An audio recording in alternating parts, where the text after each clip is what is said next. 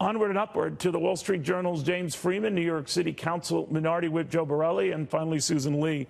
Susan, leaving these other accusers aside because the committees would want time to get to talk to them and apparently not in the public venue that is scheduled for tomorrow, how do you think this is going to go? What should we be watching? Well, I think Mitch McConnell said it best. He says there should be an adherence to fairness and a presumption of innocence until proven otherwise. And I think that's pretty much what the senators should be looking for in these hearings tomorrow and really throughout the rest of the week for the vote. You know, Joe, I'm wondering, though, how would a Democratic senator on that panel pass up an opportunity to at least throw a question on these other allegations? Well, you're not going to see that. You're going to see the Democratic senators playing for the cameras and not playing for transparency or honesty or openness or even to convince their colleagues. You would see that, right? Well, that's what I'm saying. You're going to see them all about just trying to bring up as many sordid details from these other accusations without any corroborating evidence whatsoever. If the message and the topic stays on Kavanaugh's alleged behavior and not his probable actual behavior,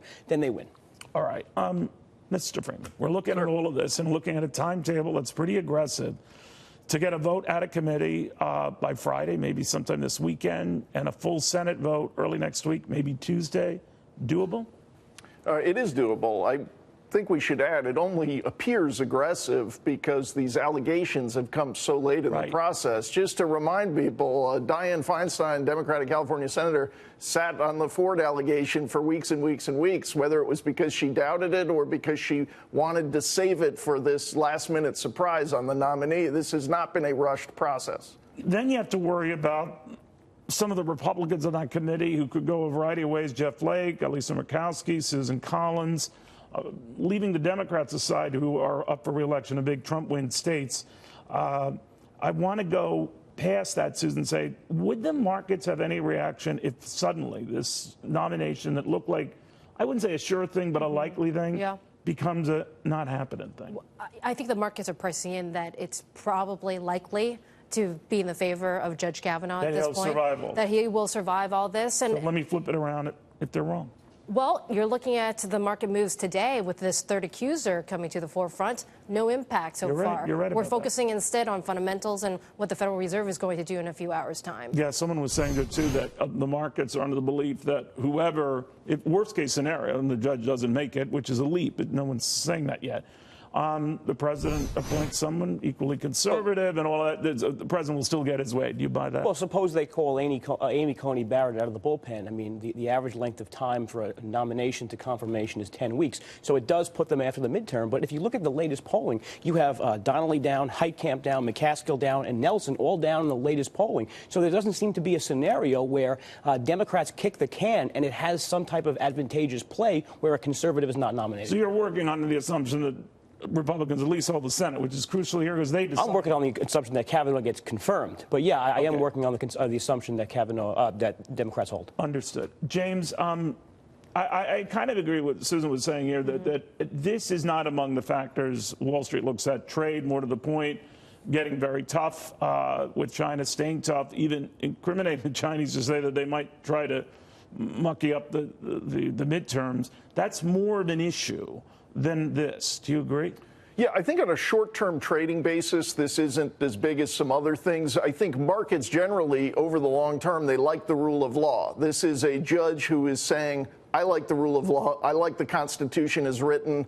I don't like making up new interpretations and new ideas that aren't in the text and aren't in precedent. So I think long-term markets like the stability, the adherence to the Constitution that a Kavanaugh represents, but I wouldn't expect huge market moves either way on a particular I think nomination. it was Rush Limbaugh, and I hope I got it right. You can correct me, Susan, if I don't, that was among those saying they failed to get this guy in the Supreme Court. They're going to get blown out in the midterms.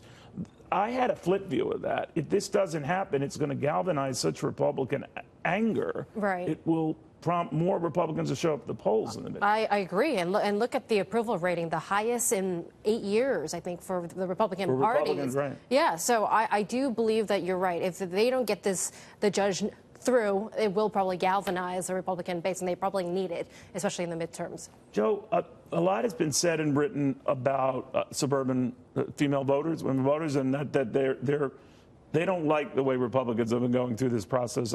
I haven't seen polls that bear that out, so forgive me, I'm not up on that. But is that a sense that some Republicans fear that we're losing women just as we lost them in the Juanita Hill allegations at the time, allegations at the time against Clarence Thomas, and it cost them dearly in follow-up elections? Well, there's an article just broke in Bloomberg sort of alleging the same thing you just said. I think the greater peril for Republicans going into the midterms. Bloomberg, well, you know, there's the greater peril for the Republican Party is that it looks like their leadership was not up for the fight over Judge Kavanaugh, and the electorate just says, why are we even bothering to elect Republicans if we have the opportunity to put a conservative in and we're not fighting it out? What trumps all? No pun intended. The economy? I think the economy is huge. I think you look at that roughly 20 to 25 point improvement over the last 2 years in the right track, wrong track. The question to voters of the direction of the country, I think that says a lot. The economic numbers are good. But I think what's unfortunate here in terms of what trumps all in this confirmation process is who's going to be better on TV tomorrow. We're down to that. And so this is a high-risk mission, I think, for both parties in a way. Yeah, if she does a credible job, all bets could be off, right? I know people are going to believe who they're going to believe. That can't change. Yeah, you know, it is a reminder of 1992 and what happened there with Anita Hill and Clarence Thomas. But it's not a legal proceeding, right? What do we get out of it? Is it just optics and persona and who you believe more at the end of the day? Do you vote on that? Yeah. I'm not sure that you should. And just to add, Republicans do have a challenge among suburban women, but I think there is a media assumption that, and it's sort of that all suburban women think accusations should be believed without further evidence. I don't know if that's a leap you can make politically. So we'll see. I suspect people have different views on this and might like to see some more corroborating evidence on some of these cases.